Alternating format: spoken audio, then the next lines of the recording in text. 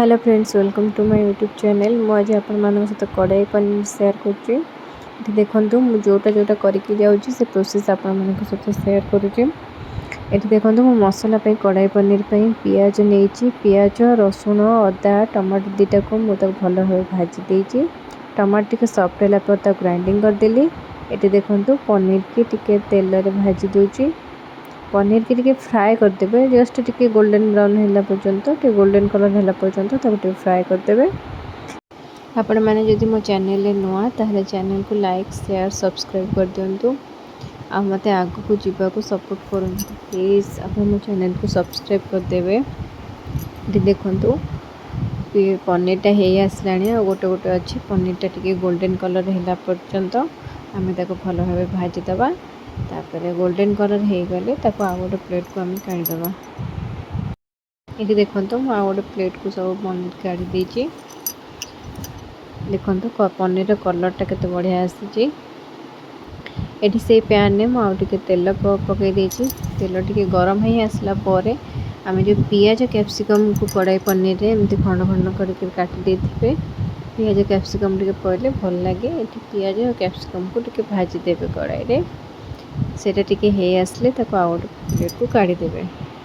ये देखो मुझे कड़ाई रे तेल गरम करी से जो मसला बाटी पियाज रसुण अदा टमाटो ग्राइंडिंग कर देती से मसलाटा को एथरे पकई देती। मसला टे कषि से देखो लंका गुंड टे पकई देती, जीरा पाउडर धनिया पाउडर गरम मसला टिके हल्दी पाउडर टिके सब पकईकी कषिबे।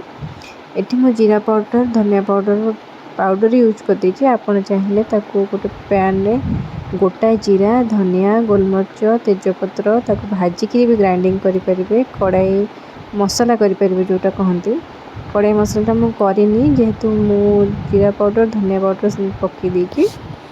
आपड़ चाहिए घर तैयारी करेंगे आ पकईले से भल टेस्ट आसे। मुझे यूज कर देकी। ये मसला को भल भाव कषे मुझे सब पकई देती। तो लीड कवर करके 10 मिनट रखिदेवे।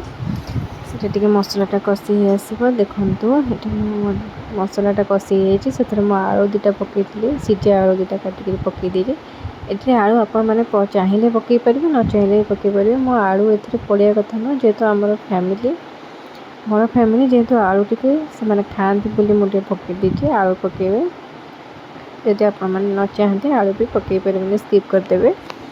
देखो आलूटा टिके कषि हो आलूटा देखो भल भाव कषि सार 5-10 मिनट जाए आलू को यहाँ भल भाव कषिदेवे। देखिए तेल साइड रू छाड़ी आसला मोर। ये देखो स्वाद अनुसार लुण पकई देती।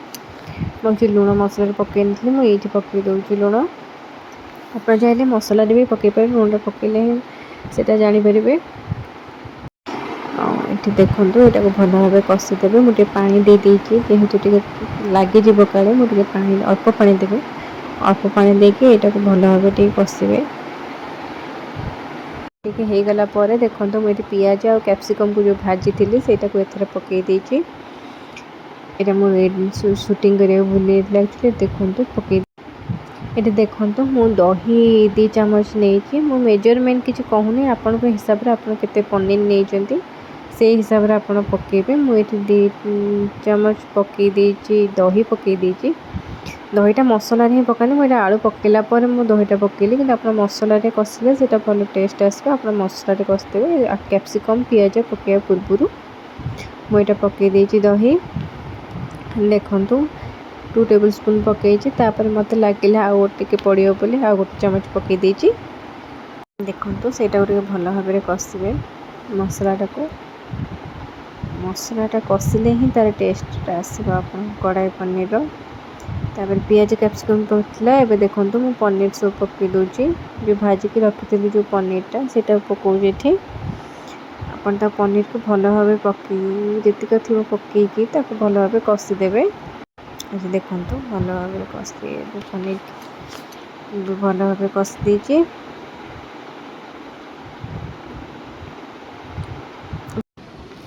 देखो भल भाव कषाला मु पानी दे देती। पानी आपड़ जी रखिए। ये देखो मु पानी दे सारापर एक्चुअली ये फिटिंग करिया भूली जाइए कस्तूरी मेथी टिके पकेबे और लास्ट को गोटे चमच घी पकेदेवे। देखो ये पनीर रेडी हो गला। जानते गरम गरम सर्व कर